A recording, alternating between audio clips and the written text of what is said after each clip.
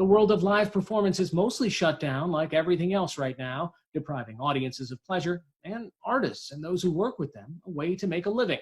NewsHour Weekend's Christopher Booker spoke with a number of performers and executives about how the music industry is responding to the coronavirus pandemic. Okay. As many of you have seen, some of the world's music superstars have been broadcasting performances from their homes. It started with Coldplay's Chris Martin on Monday, followed by John Legend on Tuesday, then came Death Cab for Cutie's Ben Gibbard. I wanted to walk through the empty streets and feel something constant under my feet. For fans of these stars, virtual concerts are the closest they will come to a live music performance in the foreseeable future. Like everything else, the music industry has ground to a near halt, with festivals and tours canceled across the world. And that has only increased the anxieties for the thousands who work in an industry that has only recently started to recover from a digital revolution that devalued recorded music and made live performance the only way most musicians can make a living. I think at this point, we're not expecting any live shows to be happening across the States until maybe late June. Zena White is a managing director of Partisan Records, a small independent label with offices in Brooklyn and London. One of their acts, the British band Idols, was featured last year on NewsHour Weekend. Idols were scheduled to tour South America this spring before heading to California's Coachella Festival in April. Both the tour and Coachella have been postponed. Obviously, it's not just the band that this impacts.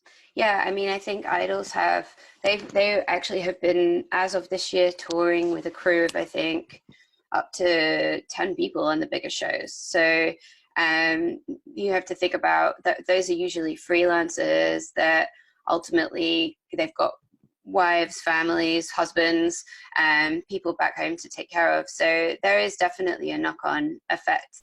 Since the beginning of the coronavirus outbreak, Billboard magazine has been keeping a running list of the dramatic downturn in live performances. Everyone from the Rolling Stones to Alanis Morissette have either canceled or postponed their concerts. But for some, it started even before the coronavirus arrived in the United States.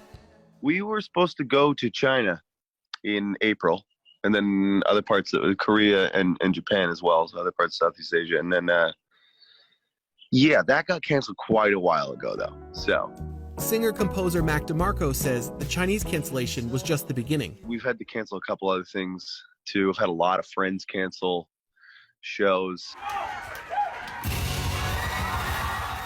DeMarco worries about the impact on less well-known acts, especially after the cancellation of more festivals, including Austin's South by Southwest. There were 2,000 musical acts scheduled to perform this year, and the festival has already laid off a third of its workforce. Luckily for us monetarily, it's like, I think we'll be okay, but it's crazy to watch, other musicians and bands, especially with things like South by. It's like people scrape the money together to fly out there from all over the world. A lot of people are bummed. I had a friend that had to come home from Europe a couple days ago. A couple friends went home to Australia. They were just starting a gigantic tour. It's like there was a guy doing a music video here. He's leaving today. It sucks. It sucks. And then what about actually recording? This is kind of what I do all the time anyway. I never really leave my garage. Kind of always just in there recording. So, I hate to say it, but kind of works for me. Hard to dream in the light of day, hard to hide from what they say. For country star and Grammy winner Shelby Lynn, this period is as confusing for her as it is for the rest of us. I guess we're going to have to wait. We're going to have to wait and see. I don't think anybody knows what the hell we're going to do right now. Her new album, titled simply Shelby Lynn, is slated for release on April 17th. But she's not sure when she'll be able to hit the road and promote it. From an economics perspective, when you're managing and thinking of your year, how much of a disruption is this for you? I mean, I can't sit around and worry about things I can't control. And I think it's just a time for us to be reflective and maybe look at things a little differently. Instead of having somewhere to run around and be all crazy all the time, maybe we're not supposed to. Maybe we're supposed to just chill. And I know deep in my heart. But even those who are worried about what happens in the short term believe music will play a necessary role in getting us all through this. ultimately we do see this as finite.